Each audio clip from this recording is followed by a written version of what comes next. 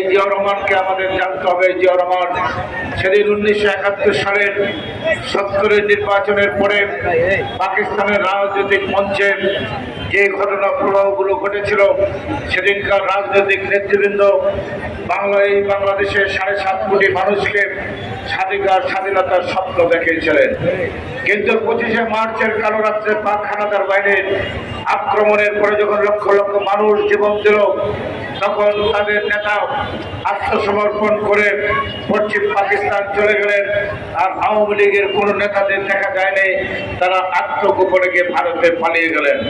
সেদিন এই জাতির যে সংকটময় মুহূর্তে জাতিকে দিক নির্দেশনা দেওয়ার জন্য 8ম ইস্ট বেঙ্গল রেজিমেন্টের উপ অধিনায়ক একজন তরুণ মেজর তার অধিনায়ক কর্নেল চান্দুয়াকে হত্যা করে বিদ্রোহ এবং বিপ্লব ময়দানের ট্রামের উপর দাঁড়িয়ে বললেন উই রিভোল্ট, বিদ্রোহ ঘোষণা করে চট্টগ্রাম কালুরঘাট নেতার কেন্দ্র দখল করে সেদিন বাংলাদেশের স্বাধীনতার ঘোষণা দিয়েছিলেন।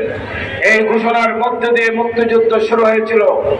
আমরা তাই বলতে চাই, সেদিন যদি এই মেজর যে স্বাধীনতার ঘোষণা না দিত, তাহলে বাংলাদেশ হতো না, হতো হয় পাকিস্তান থাকতো, নাহলে কনফেডারেশন অফ পাকিস্তান থাকতো।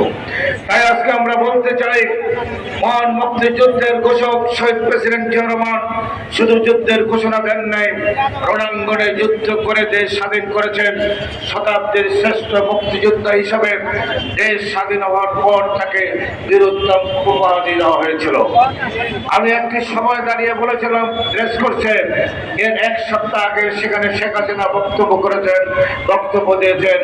উনি বলেছিলেন জিয়াউর রহমান নাকি পাকিস্তানের চর ছিল, জিয়াউর রহমান নাকি কোথাও মুক্তিযুদ্ধ করে নাই, জিয়াউর রহমান পাকিস্তানের চর। ওনার নেতারা পরে কি বক্তব্য দিয়েছেন। আমি সেখানে দাঁড়িয়ে বলেছিলাম, আপনি শেখ হাসিনা, আপনি আজকে প্রধানমন্ত্রী নির্বাচিত নয়, কিন্তু আপনার খবর সে স্বাধীন হওয়ার পরে যাকে শতাব্দীর শ্রেষ্ঠ মুক্তি যোদ্ধা হিসাবে, যাকে স্বাধীনতার ঘোষক হিসাবে আপনার বাবা যাকে বীরোত্তম খেতাব দিয়েছেন, তাহলে আপনি আপনার বাবার মরণোত্তর বিচার করতে হবে, কেন আপনার বাবা একজন রাজাকারকে বীরোত্তম খেতাব দিয়েছেন। তাই জিয়াউর রহমান নিয়ে আপনাদের এই কথা বাংলাদেশে কেউ গ্রহণ করে নাই। জিয়াউর রহমান বাংলাদেশের স্বাধীনতার ঘোষক নয়, আধুনিক বাংলাদেশের স্থপতি হচ্ছেন শহীদ প্রেসিডেন্ট জিয়াউর রহমান। আজকে বাংলাদেশের 2টি সেক্টর থেকে যে টাকা আসে, একটি হলো গার্মেন্টস সেক্টর। এই বাংলাদেশ থেকে $1 গার্মেন্টস এক্সপোর্ট হতো না। বাংলাদেশের কোনো ব্যবসায়ী জানতো না কাকে বলে গার্মেন্টস শিল্প, কাকে বলে ব্যাক টু ভ্যাকেন্সি, কাকে বলে বন্ডেড ওয়ারহাউস। শহীদ প্রেসিডেন্ট জিয়াউর রহমান সেদিন 550 গার্মেন্টস ইন্ডাস্ট্রি ঋণ দিয়েছিলেন, অনুমোদন দিয়েছিলেন। বাংলাদেশের গার্মেন্টস শিল্পের যাত্রা শুরু হয়েছিল। আরেকটি খাত থেকে টাকা আসে। শহীদ প্রেসিডেন্ট জিয়াউর রহমানের আগে একমাত্র ইরান ছাড়া কোনো মুসলিম বিশ্ব বাংলাদেশকে স্বীকৃতি দেয় নাই, মহান কোনো ছিল বাংলাদেশকে স্বীকৃতি দেয় নাই। শহীদ প্রেসিডেন্ট জিয়াউর রহমান বাংলাদেশের রাষ্ট্রীয় ক্ষমতায় 7 নভেম্বর সিপাহী জনতার ঐতিহাসিক বিপ্লবের মধ্য দিয়ে বাংলাদেশের রাষ্ট্রীয় ক্ষমতায় এসেছেন। কাউকে হত্যা বা খুন করে বাংলাদেশের রাষ্ট্রীয় ক্ষমতা আসে নাই।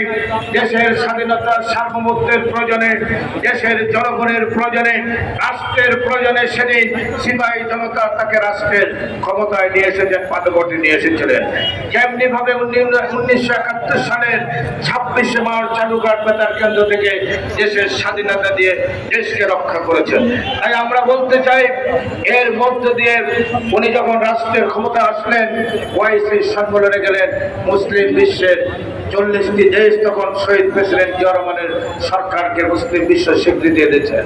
ওআইসি সম্মেলনে উনি কি বললেন, আমি একটি গরিব মুসলিম দেশ থেকে এসেছি, আপনাদের পেট্রোডলার আছে, আপনাদের অজস্র টাকা আছে, আপনাদের উন্নয়নের দরকার, আমার জনশক্তি আছে, আমার অভিজ্ঞ লোকজন আছে, আপনাদের শ্রম বাজার যদি আমার দেশের জন্য খুলে দেন, তাহলে আমার দেশের উন্নয়ন হবে, আপনাদেরও উন্নয়ন হবে।